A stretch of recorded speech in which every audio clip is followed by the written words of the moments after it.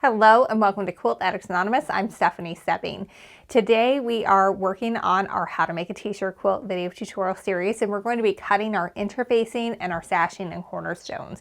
I'm going to show you how to use the mat to measure to help it be accurate but also quick.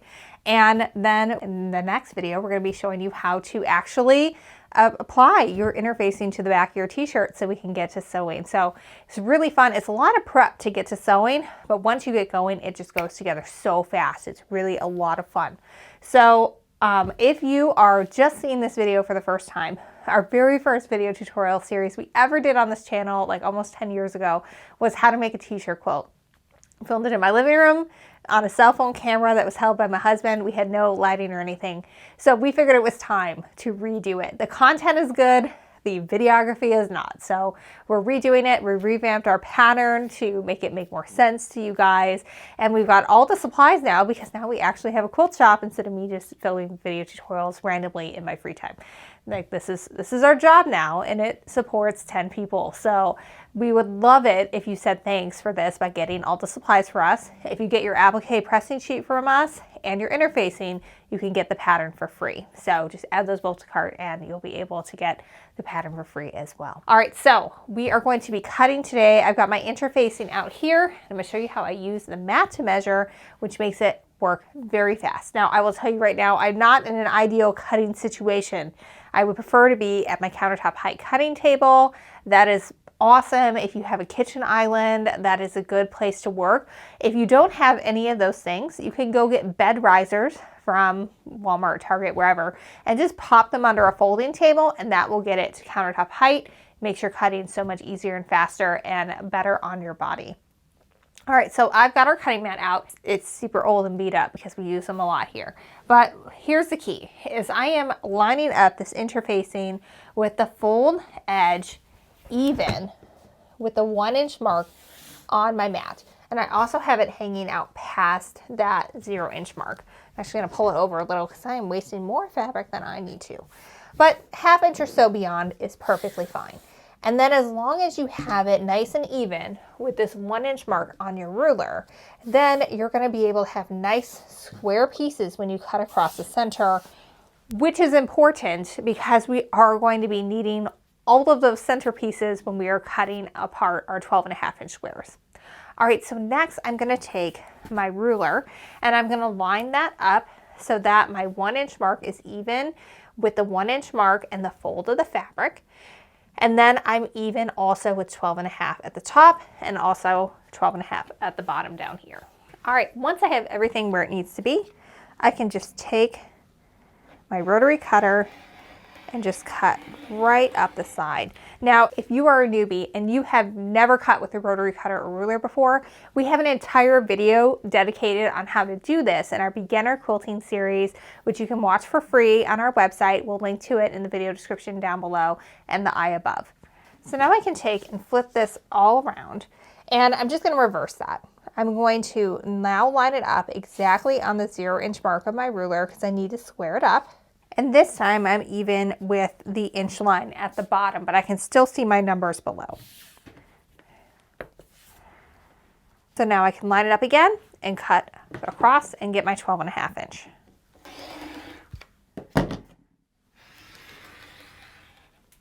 Now from here you have 2 options for subcutting this into our 12.5-inch squares.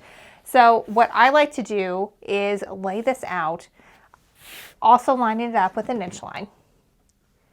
And then I can just go straight across. Now I can tell that this side here is a little bit not going as far. You know how sometimes some things aren't rolled on the bolt perfectly straight. So this is one of them. So I've got that lined up just with any inch line is fine. And then I can just lay my ruler at 12.5 inches again. And I can cut here and then open this up and cut, or I can use my ruler the entire time. So I'm going to go ahead and just cut this one here.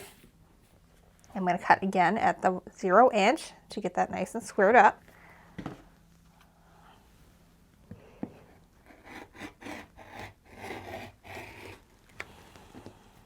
So now I've got 2 12.5-inch pieces.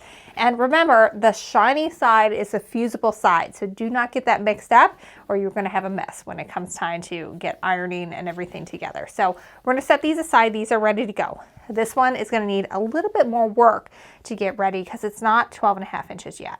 So I'm going to go ahead and just open this up. And this is the part where you can use your 12.5 inch ruler as well. So this is another way to cut if you don't feel comfortable using your mat to measure. So I'm just going to take my 12.5 inch square ruler and I'm lining it up so that my corners and my sides here are good to go. Once I'm happy with where everything is at, I can just cut here. So this is another way you can cut when you're subcutting those pieces below. All right, so I've got a good size piece left over here. This is enough to get one of those 6.5 by 12.5 inches pieces out of here. So we could do that. I could slice across and get one of those, or I could get one 6.5 inch square from this as well. So it really just kind of depends on what you're doing, what you've gotten from this. I do always save my leftovers from this because someday I'm going to make a quilt out of my baby clothes of my kids that I've saved. So I know I'll use the smaller bits later and it will be useful then. For right now, I'm going to go ahead and cut this down to a 6.5 inch square so that I've got it for the pocket squares.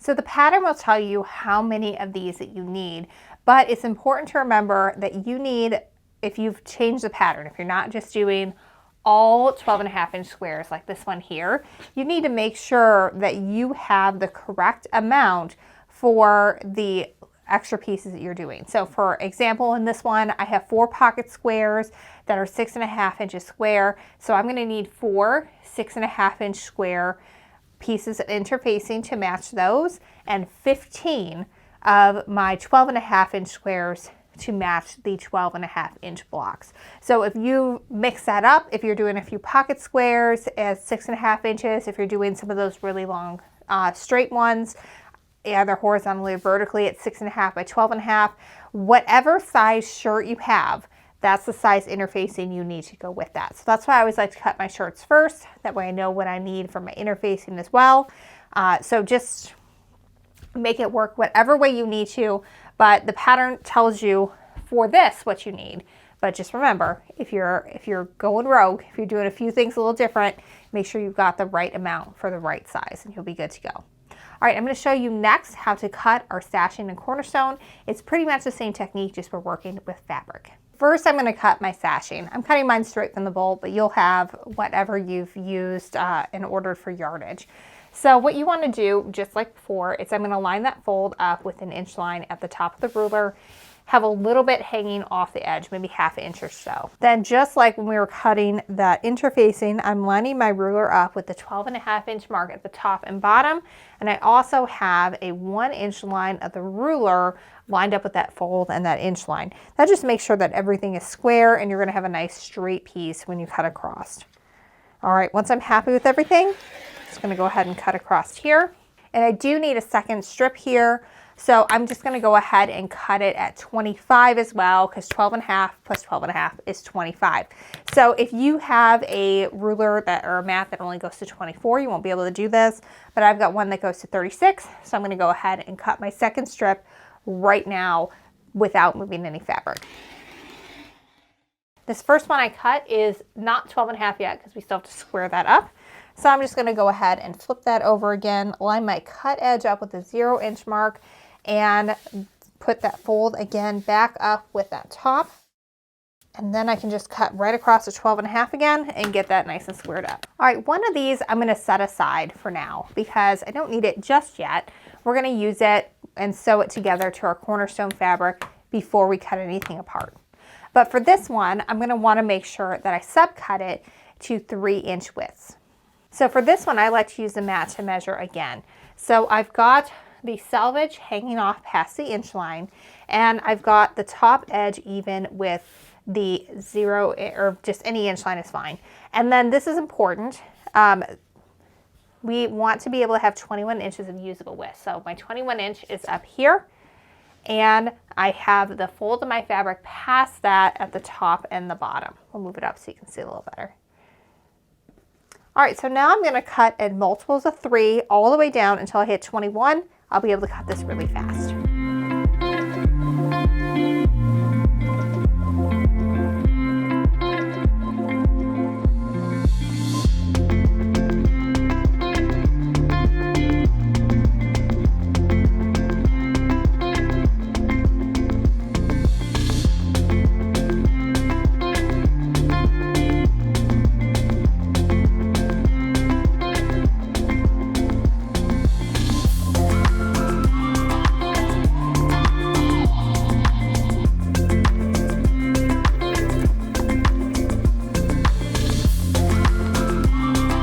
Now on this one, you don't really need to use the match measure. You can just use your ruler. I'm going to line an inch line up with that fold again, so we have a nice straight line, and not on this edge because that might not be straight or square yet, but I am making sure that I've got a little bit, 1/4 inch or so hanging off, and then I'm gonna just slice across the top, flip it over and square it up.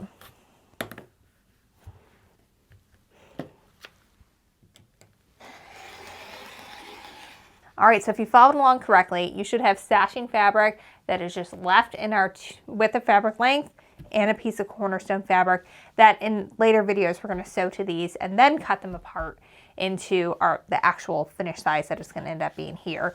And then we should have some that are already cut to our 3 by 12.5 inch. So it just kind of depends on where we're putting things, and it will make more sense when we get a little bit further on in the video, but this is what you should have at this point in terms of sashing and cornerstones. And the pattern does tell you how many need to be cut at this stage versus how many need to stay at this stage here, where we're going to sew them first and cut them apart later when we get to a little bit different part in the quilt. But I just want to make sure I covered all this because I know that a lot of times t-shirt quilts are the very first quilt that people make. And so things like cutting fabric might be something that you don't know how to do. And if you need a more in-depth tutorial than what I've gone over here, again, make sure you check out that cutting using a rotary cutter to cut video tutorial that's part of our Beginner Quilting Series. It's free to watch. We'll link it in the video description down below. And that goes through absolutely everything you need, shows you a couple different ways to cut, and it might transform your quilting if you are able to get this figured out, because quilting comes down to a couple different things. Cutting properly, sewing an accurate 1/4 inch seam, and then pressing properly. And if you can do all of those things, then you're going to have a quilt that fits together well in the end without a lot of tears, and nobody wants that. All right, so make sure you have gotten our pattern for the t-shirt quilt over at shop.quiltaddictsanonymous.com. We've revamped it. It's got a ton of info. It's got different sizes and available for you, and it should be really comprehensive for putting everything together, and it's meant to be a companion with this series. If you get the applique pressing sheet and the interfacing from us, we will give that to you for free. Otherwise, you can just download it. But when you get the supplies from us, it's a great way to say thanks for all of the free content that we're giving you guys. We're able to keep all of this running. We also have all the other supplies you need, including lots of modern quilting fabric, which, let me tell you, the teens that you are making these for college or high school, they're going to want the modern fabric. They're not going to want paisley. So shop our stash. We got so much goodies for you there. You will be able to find something fun that will work for them. All right, so next up, we're going to actually be fusing some of these the interfacing to our t-shirts so we can get started on sewing. So until next time, happy quilting.